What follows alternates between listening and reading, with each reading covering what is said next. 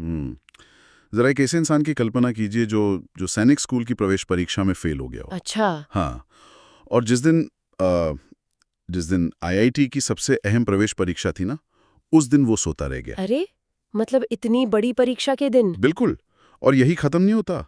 जब उसने जैसे तैसे नेशनल डिफेंस एकेडमी यानी एनडीए की लिखित परीक्षा पास कर ली, तो उसे शारीरिक समस्या के कारण रिजेक्ट कर दिया गया। मतलब बार बार सिस्टम ने उन्हें बाहर का रास्ता दिखा दिया। एकदम सही। एक ऐसा व्यक्ति जिसे सिस्टम ने बार बार अनफिट करार दिया। लेकिन आज न्यूज़ रिपोर्ट्स और जो डेटा हमारे पास है उसके मुताबिक इस इंसान की कुल संपत्ति करीब 40 से 50 करोड़ रुपए आंकी जा रही है। बाप रे, 40 से 50 करोड़? हाँ। और हाल ही में बिहार के राज्यपाल ने इन्हें बाकायदा चैंपियंस ऑफ चेंज अवार्ड से सम्मानित किया है। हम बात कर रहे हैं मशहूर खान सर की। तो चलिए आज की इस विस्तृत चर्चा में इस पूरी कहानी को बारीकी से खोलकर देखते हैं, क्योंकि ये सिर्फ एक सफलता की कहानी नहीं है, बल्कि बहुत कुछ कहती है। बिल्कुल। और यहाँ जो सबसे दिलचस्प बात है ना, वो इन आंकड़ों का विरोधाभास है।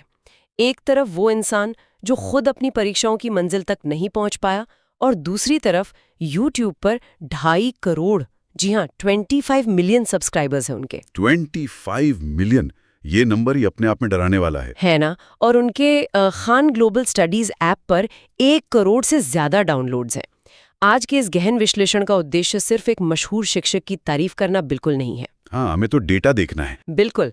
हमारे सामने जो न्यूज़ आर्टिकल्स हैं, इंटरव्यू ट्रांसक्रिप्ट्स और जो केस स्टडीज का ढेर लगा है, उसमें से हम ये डिकोड करने वाले हैं कि आखिर उत्तर प्रदेश के एक छोटे से गांव से निकला ये शख्स भारत की पूरी शिक्षा व्यवस्था के बारे में क्या साबित कर रहा है। और ये समझना इसलिए भी बहुत जरूरी है क्योंकि भारत में प्रतियोगी परीक्षाओं की तैयारी एक बहुत बड़ा और सच कहूं तो बहुत ही डरावना उद्योग बन चुका है।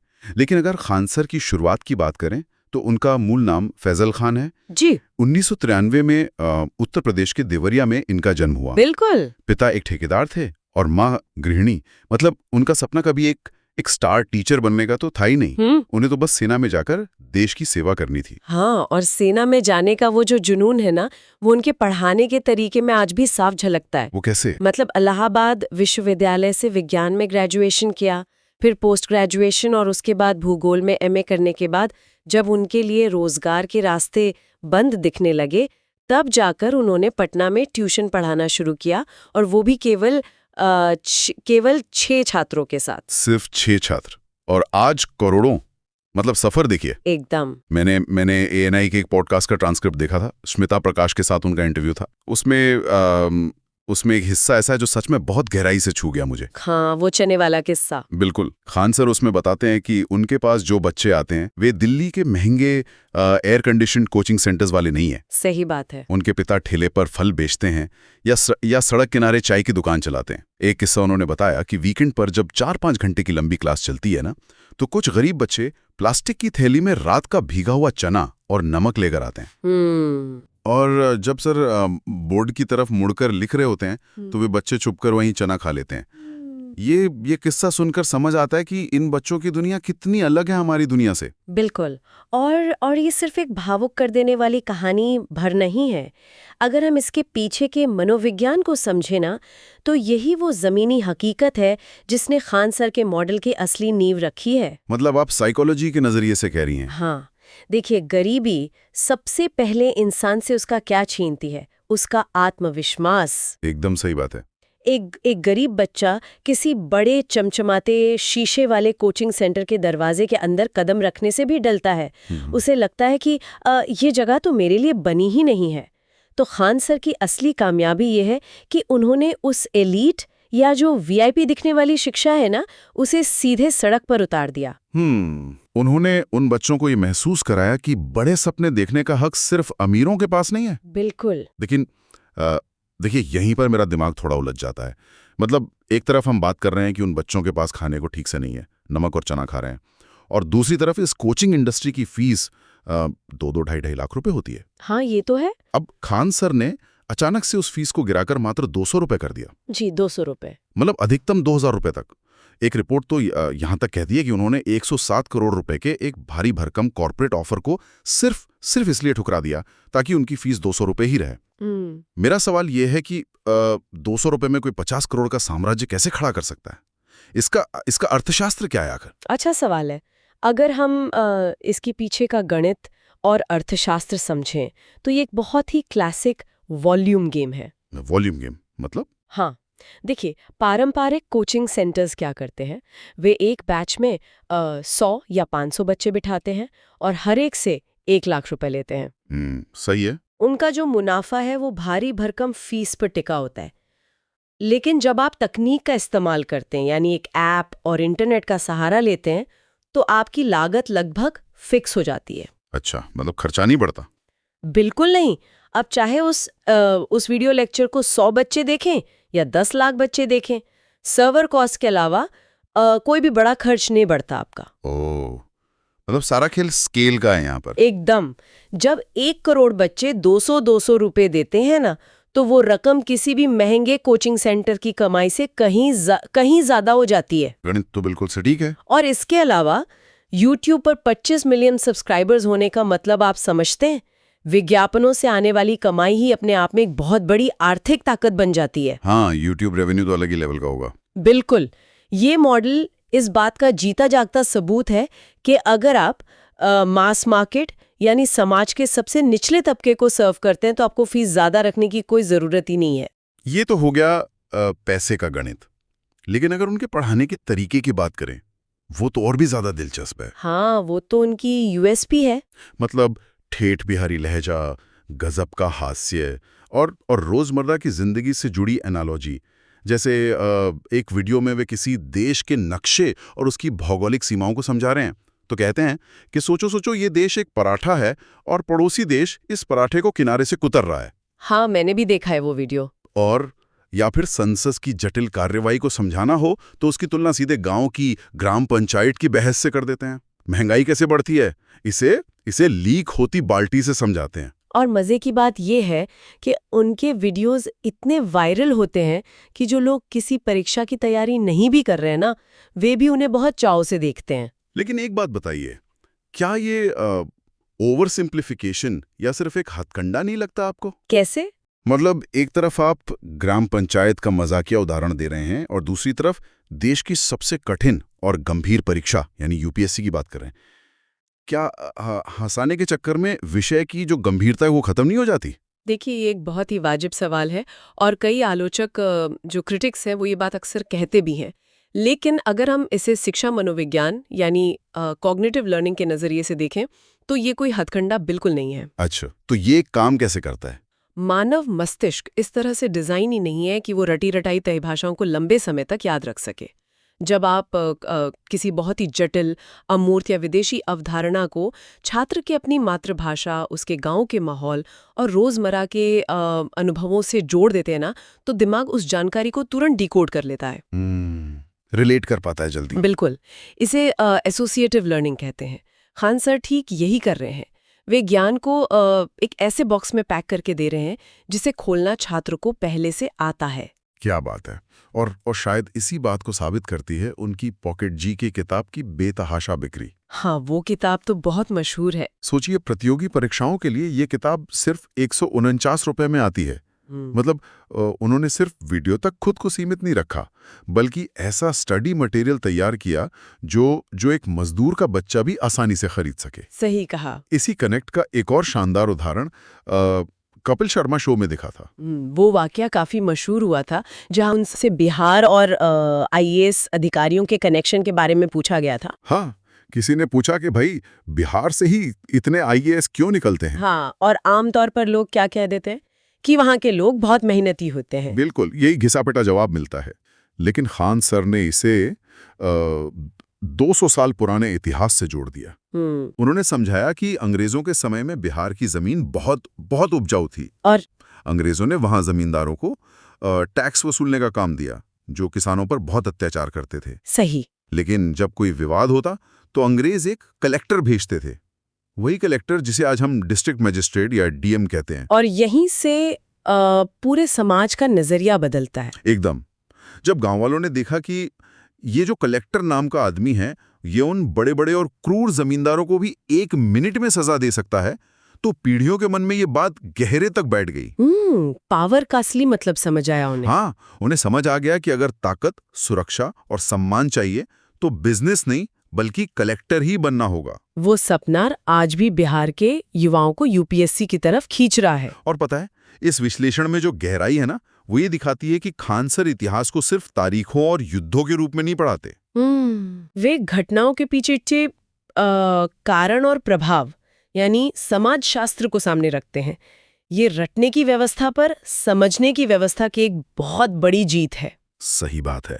लेकिन देखिए, जब किसी शिक्षक के पास इतनी बड़ी जनता का समर्थन होता है ना, तो वो सिर्फ क्लासरूम तक सीमित नहीं रह जाता। हाँ, उसका दायरा बढ़ जाता है। बिल्कुल। एक समय के बाद उसका प्रभाव सड़क पर, समाज में और यहाँ तक कि राजनीति पर भी दिखने लगता है। और यही चीज कई विवादों को जन्म देती है।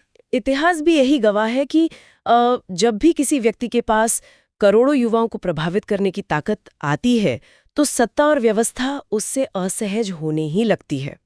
खान सर का सामाजिक दायरा बहुत बहुत तेजी से बढ़ा है। उनके सामाजिक कार्यों के आंकड़े सच में हैरान करने वाले हैं। मतलब पटना में उन्होंने एक ऐसा कम लागत वाला अस्पताल शुरू किया है जहां मेडिकल रिपोर्ट्स के मुताबिक ब्लड टेस्ट सिर्फ 7 रुपए में होता है। सिर्फ 7 रुपए? हाँ, और ईसीजी मात्र 25 रुपए में। अरे वाह! इसके अलावा उन्होंने पुस्तकालय और गौशाला का निर्माण भी करवाया है। और 2025 के रक्षाबंधन कार्यक्रम का जिक्र करना तो बहुत जरूरी है यहाँ। जहाँ हजारों महिलाएं आई थीं। बिल्कुल, जहाँ एक ही दिन में करीब 15,000 महिलाओं ने उन्हें राखी बांधी थी। ये कोई छोटी मोटी बात नहीं है। और इसके पीछे का अर्थशास्त्र वही है जिसकी हमने पहले बात की थी। उनका जो डिजिटल एड रेवेन्यू और ऐप का वॉल्यूम आधारित भारी मुनाफा है ना, वो इतना बड़ा है कि वो इन सामाजिक कार्यों को बहुत आसानी से सब्सिडी दे सकता है। सही है। और जब आप समाज के लिए जमीन पर काम करते हैं, तो आपको जो सोशल कैपिटल या कह लें कि सामाजिक सम्मान मिलता है, उसे कोई पैसों से नहीं खरीद सकता। और शायद इसी सामाजिक सम्मान ने उन्हें नीतियां और जो सिस्टम है उस पर खुलेआम सवाल उठाने की हिम्मत भी दी है। बिल्कुल दी है। ANI के उसी पॉडकास्ट में उन्होंने कहा कि महिलाओं को सशक्त बनाने के लिए उन्हें घर बैठे 15-20 हज़ार रुपए कमाने के माइक्रो स्टार्टअप्स के अवसर मिलने चाहिए, जैसे सिलाई या पोल्ट्री फार्मिंग वगैरह। हाँ, और सरकारी स्किल सेंटर्स के भ्रष्टाचार पर भी उन्होंने कड़ा प्रहार किया। उन्होंने कहा कि वहाँ CCTV और QR कोड सर्टिफिकेशन अनिवार्य होना चाहिए ताकि कोई फर्जी हाजिरी न लगा सके। ये सारे सुझाव बिल्कुल जमीनी हकीकत से निकले हैं, लेकिन उन्होंने एक ऐसा मुद्दा भी उठाया जो सीधा सीधा राजनीतिक बहस के केंद्र में आ जाता है। बिल्कुल, और यहीं पर थोड़ा विवाद भी शुरू होता है।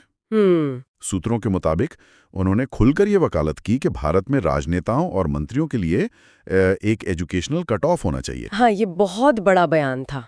मतलब चुनाव लड़ने या मंत्री बनने के लिए कम से कम 10वीं या 12वीं पास होना अनिवार्य होना ही चाहिए।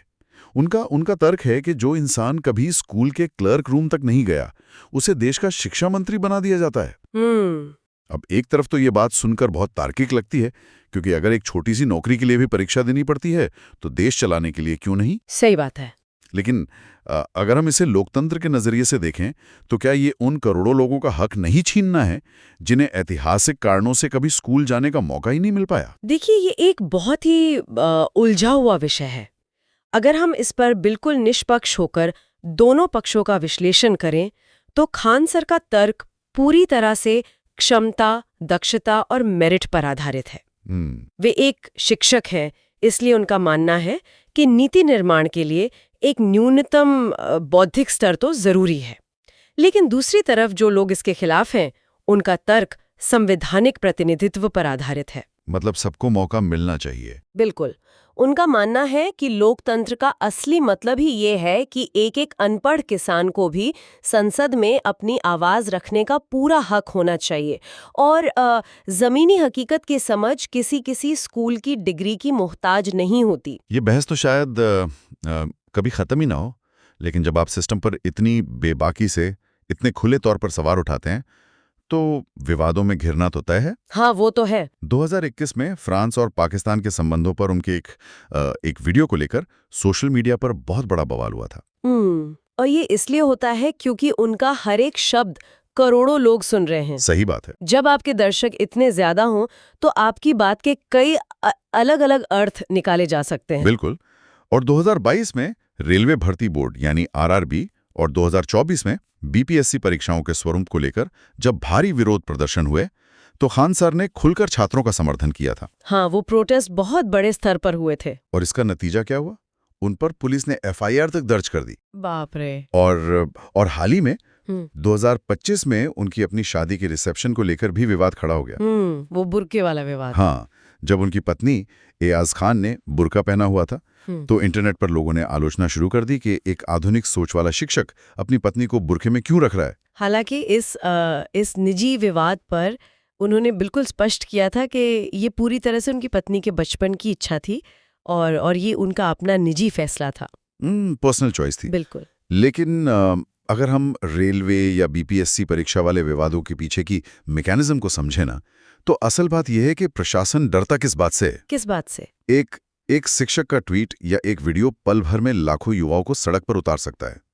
मास मोबिलाइजेशन की ये जो ताकत है ना, यही उन्हें सिस्टम की नजरों में एक संभावित खतरा बनाती है। विवादों, एफआईआर और सिस्टम की खामियों से टकराने के बाद ऐसा लगता है कि खान सर को समझ आ गया कि भाई इस सिस्टम को बाहर से बदलना बहुत मुश्किल है। तो उन्होंने क्या किया? इसलिए उन्होंने खुद का एक बिल्कुल नया और विशाल सिस्टम बनाने की ठान ली। और यहीं से एंट्री होती है उनके 1000 एकड़ के भव्य विश्वविद्यालय के सपने की। ओहो, ये उनके सफर का सबसे महत्वाकांक्षी और शायद सबसे कड़वा अध्याय भी है। बिल्कुल। मराठी न्यूज़ पुढ़ारी की रिपोर्ट में इस प्रोजेक्ट की जो रूपरेखा दी गई है वो किसी भी अंतर्राष्ट्रीय संस्थान को सीधे टक्कर दे सकती है। जरा आप इस पैमाने की कल्पना कीजिए। पटना के पास कोइलवर इलाके में 1000 एकड़ जमीन, एक ऐसा विश्वविद्यालय जहां 25,000 छात्रों के पढ़ने और रहने की व्यवस्था हो। 25,000 छात्र? हाँ, और इस पूरे कैंपस की अपनी खुद की बिजली उत्पादन की क्षमता होती ताकि ये पूरी तरह से आत्मनिर्भर रहे। बहुत ही एडवांस सोच है। और मुझे जो बात सबसे ज्यादा हैरान कर गई वो ये थी कि इस कैंपस के अंदर एक पूरा का पूरा मॉल बनाया जाना था। एक मॉल? वो क्यों? और दिलचस्प बात यह है कि इस मॉल को बाहर के व्यापारी नहीं बल्कि उसी विश्वविद्यालय के MBA के छात्र चलाते। अरे वाह! मकसद ये था कि बिजनेस की पढ़ाई सिर्फ किताबों से ना हो, बल्कि छात्रों को रोज का हिसाब किताब, इन्वेंट्री और ग्राहकों से डील करने का असली प्रैक्टिकल अनुभव मिले। देखा जाए तो शिक्षा को सीधे रोजगार और व्यावहारिक कौशल से जोड़ने का ये एक मास्टर स्ट्रोक हो सकता था। ये बिल्कुल आधुनिक युग के नालंदा विश्वविद्यालय को फिर से खड़ा करने जैसा विजन था। उन्होंने जमीन मालिकों से बात की, बाजार के भाव से ज्यादा कीमत देने को भी तैयार हुए। कई लोगों को करोड़ों रुपए एडवांस भी दे दिए। खुद रजिस्ट्री ऑफिस जाकर शुरुआती 10-15 एकड़ जमीन की कागजी कार्रवाई भी पूरी कर ली। सब कुछ एक खूबसूरत सपने की तरह आगे बढ़ रहा था। लेकिन भारत के रियल एस्टेट मार्केट और स्थानीय जमीन माफियाओं के हकीकत से उनका सामना होना अभी बाकी था। बिल्कुल। देखिए, किसी भी बड़े प्रोजेक्ट के साथ अक्सर यही होता है। जैसे ही जमीन के दलालों को पता चलता है कि यहाँ कोई बड़ा विकास होने वाला है, नियम ताक पर रख दिए जाते हैं। ठीक ऐसा ही हुआ यहाँ भी। जैसे ही ये खबर फैली कि खान सर का प्रोजेक्ट आ रहा है, रातों रात उस बंजर जमीन की कीमतें 10 गुना तक बढ़ा दी गई। 10 गुना? ये तो सरासर लूट है। और जिन लोगों ने पहले से एडवांस पैसा लेकर एग्रीमेंट किया हुआ था, उन्होंने भी रजिस्ट्री करने से साफ मना कर दिया। स्थानीय गुंडों और माफियाओं ने इतना मानसिक दबाव और रुकावटें पैदा की कि एक शिक्षक जो सिर्फ बच्चों को पढ़ाना जानता है, वो इस जाल में बुरी तरह उलझ कर रह गया। इस घटना से एक बहुत गहरा सवाल पैदा होता है। क्या? भारत में हम अक्सर शिकायत करते हैं ना कि हमारे हार्वर्ड या ऑक्सफोर्ड जैसी यूनिवर्सिटीज क्यों नहीं बनती। आसानी से इतने बड़े सपने का गला घोंट सकता है। और इसका नतीजा सच में बहुत दुखद रहा। खान सर को हार मानकर ये प्रोजेक्ट वहां रोकना पड़ा।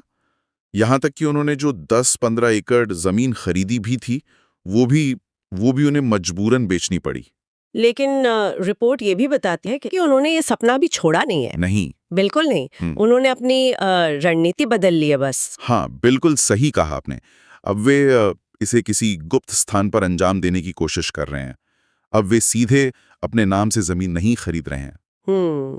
समझदारी है। बल्कि अलग अलग अनजान लोगों के नाम से जमीनें लेकर बाद में उसे अपने ट्रस्ट में ट्रांसफर करने की योजना बना रहे हैं, ताकि ताकि माफियाओं को भनक तक न लगे। ये दिखाता है कि एक शिक्षक अब सिस्टम की चालबाजियों को समझकर एक माहिर रणनीतिकार भी बन चुका है। एकदम सही।